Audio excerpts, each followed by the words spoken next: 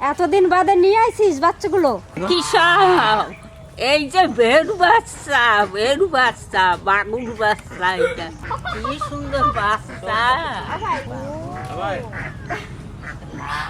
ওই জুতা নিয়ে গেল জুতা নিয়ে।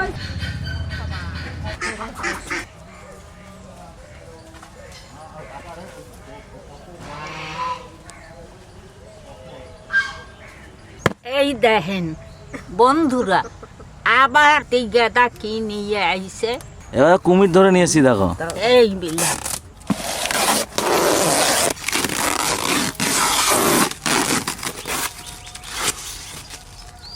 আগে তো খাতা ভাত তো লালপাড়া কি একটা বেরিয়ে ইলিশ মাছ।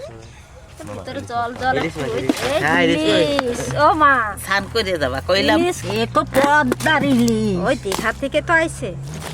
এরে বাবারে কত বড় কি মাছ, চওড়া? কতটা চওড়া, এক এ লাউ গাছের গোড়ায় দিয়ে এক বিদ্যা চওড়া। এক বিঘা। আমার আবার কেন গং উল্টো একটু বেহা। বাহ, এত বড় চওড়া ইলিশ আমাদের এই জায়গায় কিনিস, কিন্তু এরকম চওড়া ইলিশ কোনোদিন খাই নাই। এই ইলিশটা কিন্তু বিশাল চওড়া, এক বিদ্যা।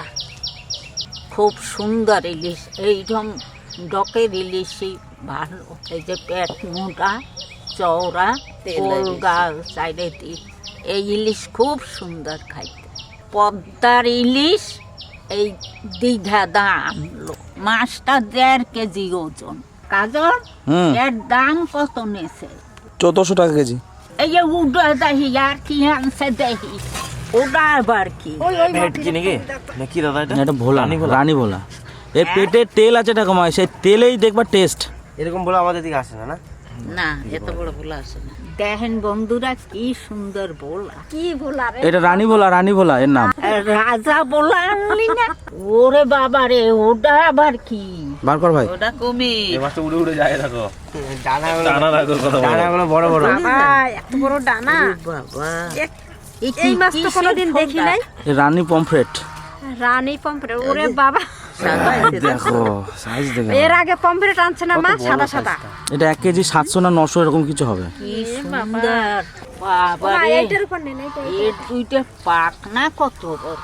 চিংড়ি মাছ। এইটা ছেলে, এইটা ছেলে। বন্ধুরা এসব তো আমি জীবনে দেখি নাই। মেদিনীপুর রয়েছি, ছোট্ট ছিলাম সে সময়, দীঘা ঠিঘা আমি কোনোদিন যাই নাই। তা এইসব আমি দেখি নাই। এত বড় মাছ সমুদ্রে এ আমি কোনোদিন দেখি নাই। এত বড় বলাও আমি খাই নাই। তা এই মাছটা আবার এই নতুন করে খাইয়ে দেখি কিরম লাগে দীঘার ইলিশ। বন্ধুরা আজ ইলিশ মাছের কি খাই সেইটা আজকে দেখেন, চলেন দেখাই। এই মাছগুলোর আবার তো ও আবার কাই করবো, একসাথে তোর এত করা যাবে না। কি শক্ত, শক্ত না? এও শক্ত।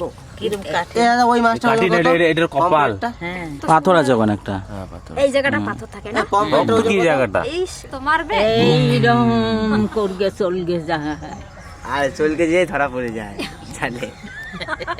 আর যদি ঠোকা লাগে এই যে এই জায়গাটায় লাগবে, অসুবিধা হবে না।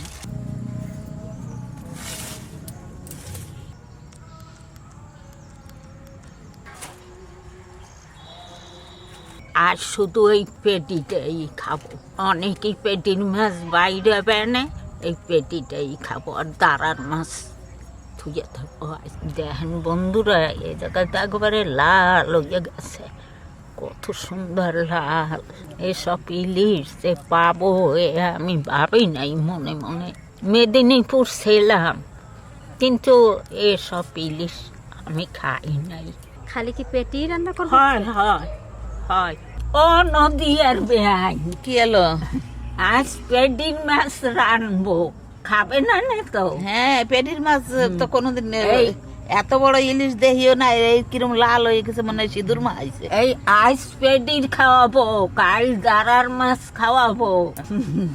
এই খাইয়ে খাইয়ে বুড়ি নেমে যা। ফুল মাহা খাওয়াইলাম, এই কচু খাওয়াইলাম, এখনো বেআইন আছে। এখন একটু ইলিশ মাছের কোলের মাছ খাওয়াবো। আই মাছটা আমি কেটে নেব। বাবার এটা শক্ত কত রে। অল্প জানলাখানে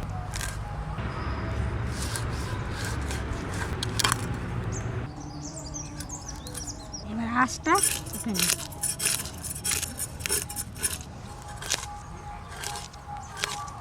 ভারী, এক হাতে ধরে রাখতে পারতেছি না।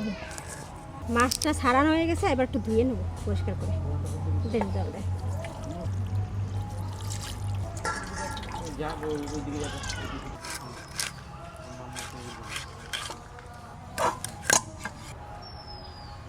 ভিতরে পেটিটা বার করে নেবো, তারপরে মাঝখান দিয়ে কেটে নেবো। এখান দিয়ে মাঝখান দিয়ে কেটে নিই। কি সুন্দর, মাছটা এখনো শক্ত আছে, দারুণ শক্ত মাছটা। এবার মাঝখান দিয়ে আমি চিড়ে নেব।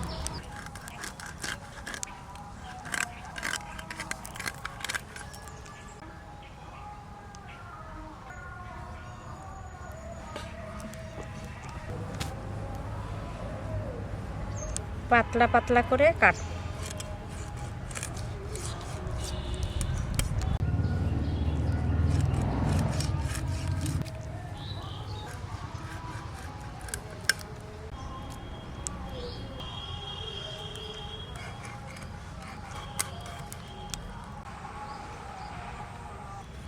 সঙ্গে ডিমগুলো থাকলো মাছের।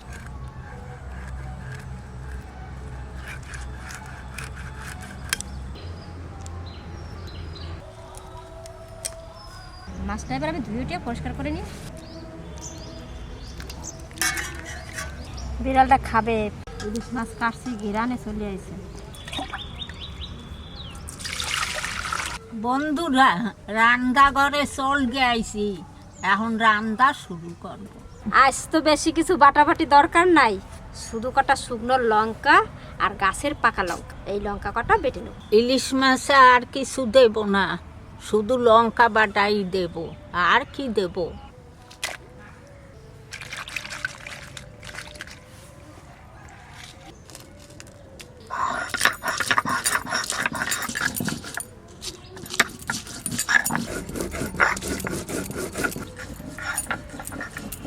ও মা, একটা মাটির হাঁড়ি নিয়ে আসেন, সেই হাঁড়ির মধ্যে টিফিনে করে আজকে করবো।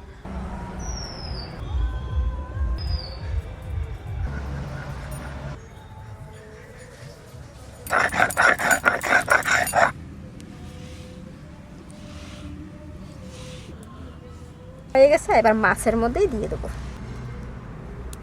মাছের মধ্যে লঙ্কা দিয়ে দিছি, আর এবার যা লাগে দিয়ে দেবো। পরিমাণ মতন লবণ, হলুদ, সর্ষের তেল। মাছটা সুন্দর করে মাখাই নেবো এবার।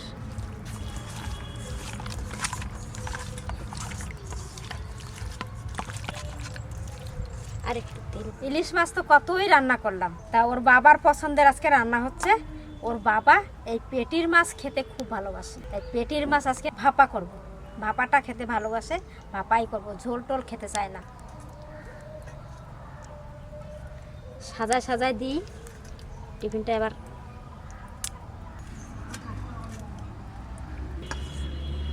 মাছটা মাখাতে মাখাতে একটু নরম হলো।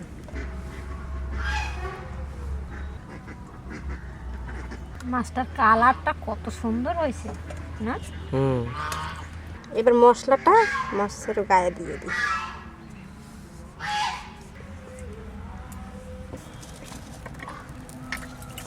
ঢাকনাটা আটকায় দেবো। আর এইটা এখন চাপাইয়ে দেব।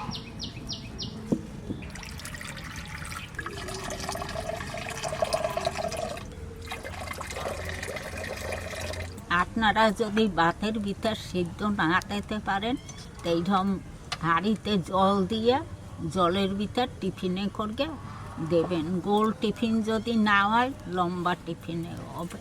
লাউ পাতা, কচু পাতায় একবারে সেইতে পেঁচাইয়া ভাতের ভিতর দেন, সেটা আলাদা টেস্ট। আর এই যে টিফিনে করে দিলে সেটা আলাদা টেস্ট। জল গরম হয়ে গেছে, এবার টিফিনটা দিয়ে দেবো।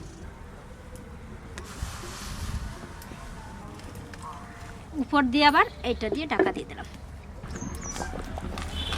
এখন ওইতে লাগুক। খুব একটা টাইম লাগবে না। গরম জলের ভিতরে এই টিফিনে আর ইলিশ মাছ না খুব একটা বেশি দিলে সেই গন্ধটা নষ্ট হয়ে যাবে ইলিশ মাছের। বুঝবো যে এই সময় হয়ে যাইতে পারে, সেই সময় উঠাইয়ে নেব। টকবক টকবক করে ফোটে, শব্দ তো আপনারা পাইতেছেন।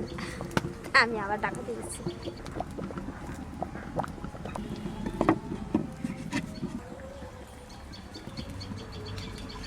দেখি একবার ঢাকনাটা তুলে জল আছে নাকি ভিতরে, তো অল্প জল দিয়েছিলাম। মাছ এবার হয়ে গেছে, এবার আমি নামাই দেব। বোঝা যায় কি করে, অনেকটা জল দিয়েছিলাম, জলটা সব শুকিয়ে গেছে।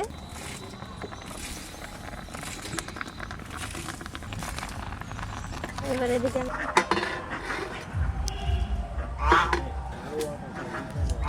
সবাই খেতে আসবে, আমার ভাত বাড়া হয়ে গেছে, এবার মাছটা খুলে নেব।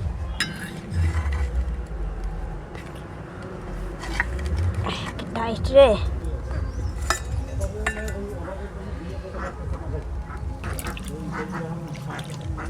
দেখতেও কত সুন্দর হয়েছে।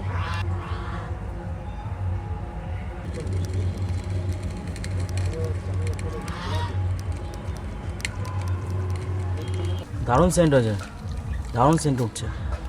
তোলো। তো আমরাও পাইছি কাটার সময় মাছটা। ভালো ছিল, ভালো ছিল না? মাখ মাখ একদম মাখ। একবার খেয়ে দেখ কিরকম স্বাদ। কি দারুণ গন্ধ মাছটা।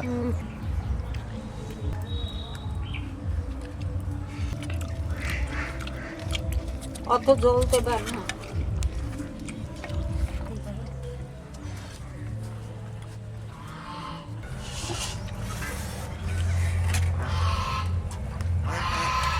কেমন আছে দাদা? ও কি কবে, আমি খাইয়ে কখন আমলে কল। ও ঠান্ডা লাগছে, ও বুঝবে নাকি? অনেকদিন পর টেস্টটা পাচ্ছি। আরে। মাঝখানে অনেক ইলিশ খেলাম, এত সুন্দর ইলিশ একদিনও খাইনি। দারুণ খেতে মাছটা, সত্যি মনে হয় হেভি হেভি, দারুণ মাছটা। আপনারা অনেকেই কমেন্ট করে বলেন যে দাদা দীঘায় মাছের দাম কেমন, সস্তা কিনা। দীঘায় বন্ধুরা মাছ সস্তা নয়, আমরা এখানে যে রেটে কিনি সেই রেটেই দীঘাতে মাছ পাওয়া যায়, ওই রেটই বা ওর থেকে আবার কিছু কিছু সময় দেখি অনেক আরও বেশি। কিন্তু দীঘাতে ভ্যারাইটিটা অনেক বেশি, যেটা আমাদের এখানে পাওয়া যায় না। আর বিভিন্ন ধরনের সাইজ, বিভিন্ন ধরনের ভ্যারাইটি মাছ, যার জন্য দীঘা থেকে মাছ আনাটা একটা সুবিধা, যে আপনার বেছে যে কোনো ধরনের মাছ আনতে পারেন। আর কিন্তু দাম বন্ধুরা অনেক বেশি, অনেক। আর আজকের এই ইলিশটা টেস্ট সত্যিই খুব ভালো। 1.5 কেজি ওজনের ইলিশ, পুরো পেটিটা দিয়ে আজকে আমাদের ভাপা রান্না হয়েছে। ব্যাপক সেন্ট উঠেছে, ব্যাপক। কালকে হঠাৎ চলে যাওয়া দীঘাতে, আর কিছু মাছ কিনে নিয়ে আসা, দারুণ লাগছে। এটা খেয়ে দেখো। খাইতে মাছটার এত সুন্দর গন্ধ, গন্ধ ময় ময় করতে লাগছে। এতদিন তো এত ইলিশ খেলো, আজকেরটা কেমন লাগছে? এটা কেমন? আগেরটাও খারাপ লাগে নাই, কিন্তু এই ইলিশটাও খুব সুন্দর। খুব ভালো হয়েছে, খুব ভালো হয়েছে, রান্নাটা হেভি হয়েছে মা। তো এক দাদুর কাছে ইলিশ দিয়ে ভাত মাখা শিখেছি। উনি এইভাবে মাখান, মাছটাকে ভেঙে নিয়ে ভাতের সঙ্গে মাখিয়ে